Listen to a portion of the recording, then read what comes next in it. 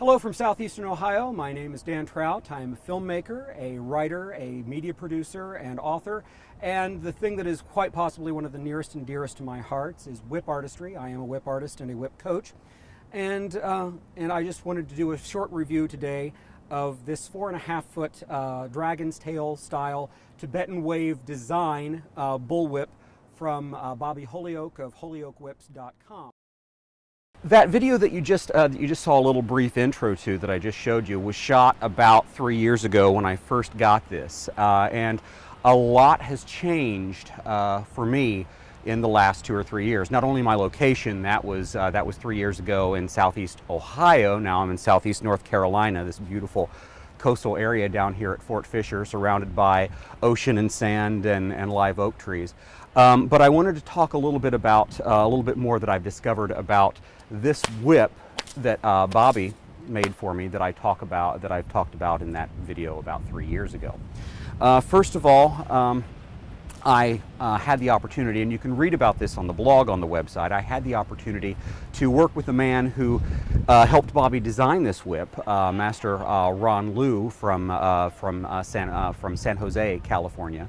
I was in San Francisco on business and had the opportunity to work with Ron. Called him. He said, "Yeah, sure, come on down." I spent 2 hours with the man, and it completely changed every approach that I had to whip cracking. But some things that I've learned about this whip since then.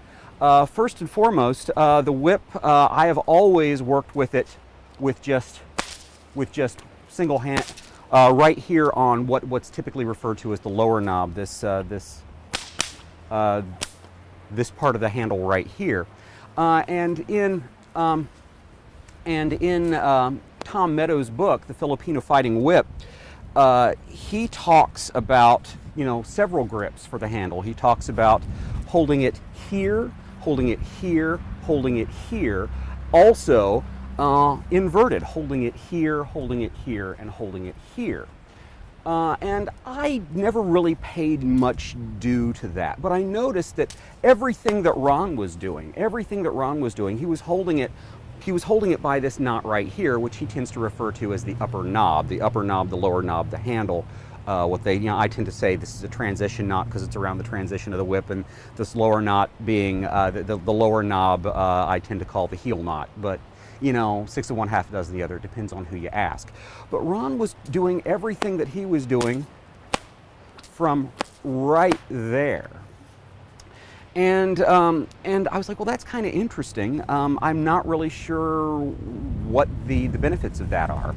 And when I had the opportunity to work with Ron, he said, well, try some of that. And so I did, and I came home and I was like, okay, well, let's see exactly how this is going to work. Because in Tom's book, it talks about, choking up to the point that you don't have so much of a reach on the whip. You've got things a little bit, you're choking up so you can work a little bit more close quarters. But the thing with that is, I was like, okay, well, that's kind of interesting. But what I discovered is, out here you've got a lot of leverage. I mean, that's why I always teach people when you're cracking a whip, hold it by this lower knob on the handle, because you have a lot more leverage. That means that you're very, very little work that you put into it here, you're getting a lot of payoff out there. So in working with Ron, I discovered, okay, well, you go here on the whip, and it does choke everything up, but also on this, and I'm going to try to, the wind is kind of serious out here, where I end up holding the whip, my index finger lands right there on the balance point. So it's right on the fulcrum of that leverage that I was talking about. So choking up on the grip gives that to it. And what that does is, so then rather than this being a lever, this becomes a counterbalance and creates some really interesting capabilities that we didn't quite have before. Something that Ron also, worked with me on was doing things with the offhand. Ron primarily teaches Tai Chi, Kung Fu and Tai Chi and some Filipino martial arts, but he, you know, his passion is Tai Chi, and it's about Chi flow and so forth. And you know, the whip is all about the flow of energy. That is everything about it. And what Ron tends to do, and there's a little bit of video that I can share of Ron doing his thing. Actually, let's show that right now.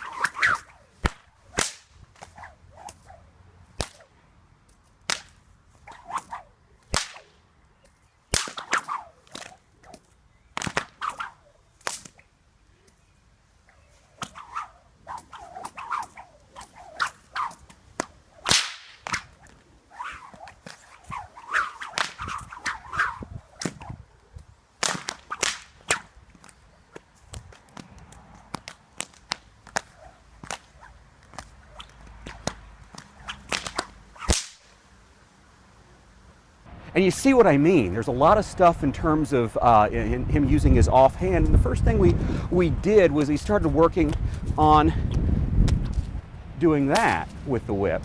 And I also noticed that he was doing some stuff where, well, that wind is not cooperating with me, where he was doing some really kind of interesting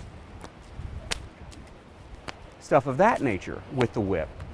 And so this whip has really changed just about how I do everything.